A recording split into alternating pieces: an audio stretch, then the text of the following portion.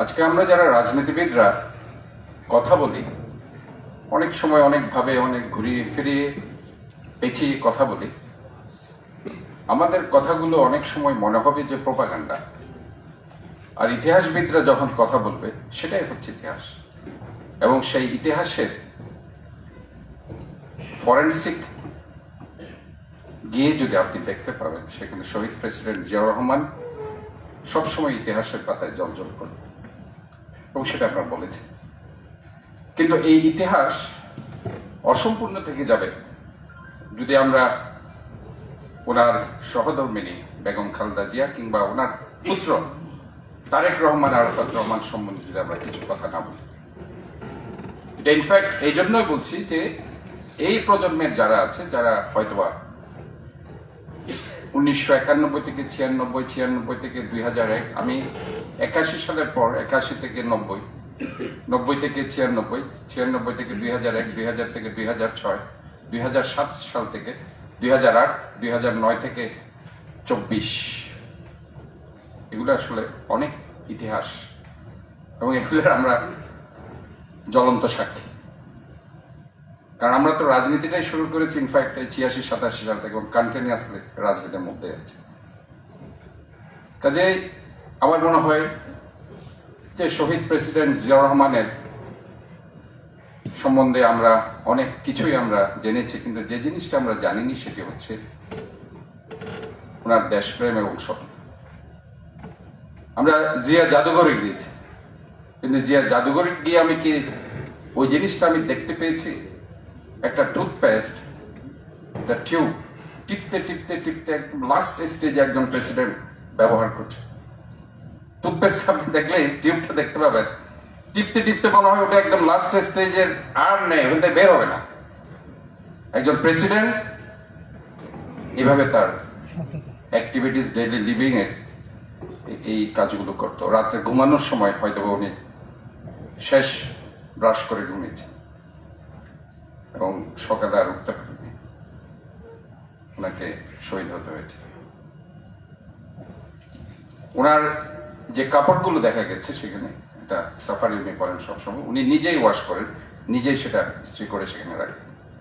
এবং সবচেয়ে মজার কথা হচ্ছে, আসলে এইগুলি বলছি যে অনেকে এই কথাগুলো জানেন, এই জন্য বলছি যে চট্টগ্রামের জয়নগরে একজন বাবুর্চি সেদিন রান্না করছিলেন রাত্রে। উনি সবসময় মুরগির সাথে আলু দিয়ে খেতে ভালোবাসতেন, মুরগির মাংস আলু, এবং বলতেন যে সবার জন্য এক পিস করে রান্না করবো গুনে গুনে। এবং সেদিন সম্ভবত স্ট্যান্ডিং কমিটির একটা মিটিং ছিল, এবং সবচেয়ে সর্বকনিষ্ঠ স্ট্যান্ডিং কমিটির মেম্বার ছিলেন তথ্যমন্ত্রী নাজমুল হুদা ছিলেন। উনি ছিলেন সবচেয়ে সর্বকনিষ্ঠ। উনাকে খুঁজে পাচ্ছিলেন না। পরে বলা হলো যে উনি কোথায়, ওনাকে নিয়ে আসেন।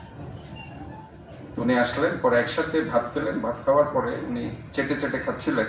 এক পর্যায়ে বাবুর্চি যিনি আছেন উনি সবসময় কিন্তু বলতেন চাচা মিয়া, এই কথাটা বলতেন যে বাবুর্চি এই কথাটা বলেছে আমাদেরকে, এই যে আমাদের পাশে এখানে জয়নগরের বাসা, উনি মারা গেছেন।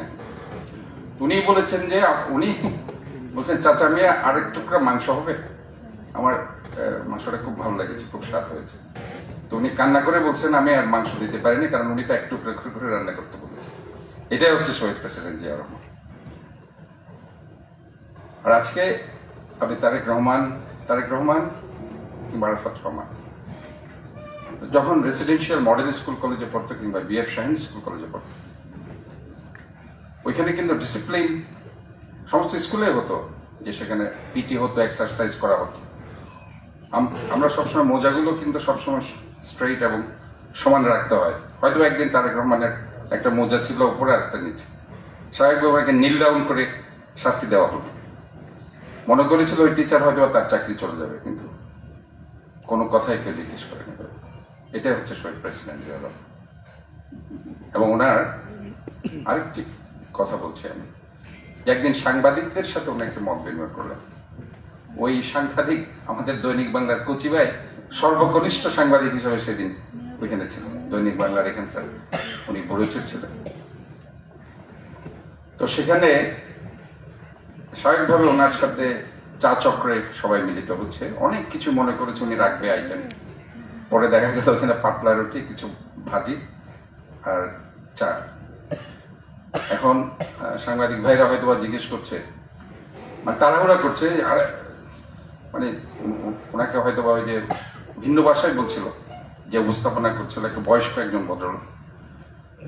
তখন জিয়া রহমান সাহেব ওটা বোধহয় দেখতে পেয়েছেন, উনি বললেন, চাচা মিয়া, সাংবাদিক সাহেবদের বোধহয় বেশি খিদে লেগেছে, তাড়াতাড়ি খাওয়া সার্ভ করে। এইভাবে কিন্তু উনি বুঝাতে চেয়েছেন কিভাবে বড়দেরকে সম্মান করতে হবে, কিভাবে কথা বলতে হবে। আমরা ইনফ্যাক্ট আজকে সে জায়গা থেকে সরে এসেছি, সব বক্তারা বলেছে আমরা হয়তোবা একটা স্টেজ পার করে এসেছি। আমরা হয়তোবা 90 স্বৈরাচার বিরোধী আন্দোলন আমরা যারা করেছি, আমরা জানি যে ডাক্তার মিলন মোজাম্মেল জিয়াদ তৈরি হয়েছে এবং স্বৈরাচার বিরোধী আন্দোলনে তাদের ভূমিকা ছিল। এবং সেদিন আমরা দেখেছি যে আমাদের নেত্রী খালেদা জিয়া 86 সালে এই লালদিঘি ময়দানে সেদিন আপসহীন নেতৃত্বে বসিত হয়েছে।